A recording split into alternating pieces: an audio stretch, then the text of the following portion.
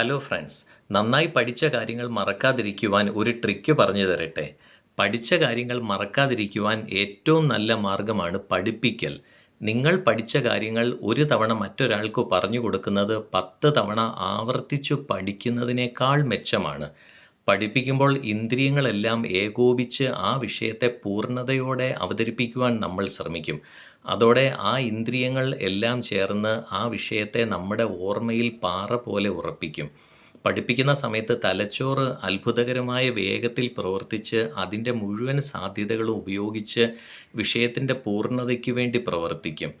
നിങ്ങളെപ്പോലും അത്ഭുതപ്പെടുത്തുന്ന രീതിയിൽ ചിലപ്പോൾ കാര്യങ്ങൾ വിശദീകരിക്കുവാൻ നിങ്ങൾക്ക് കഴിയും. അത്തരം കാര്യങ്ങൾ പിന്നീട് ഒരിക്കലും നമ്മൾ മറക്കില്ല. അതുകൊണ്ട് പഠിച്ച കാര്യങ്ങൾ മറ്റുള്ളവർക്ക് പറഞ്ഞു കൊടുക്കൂ.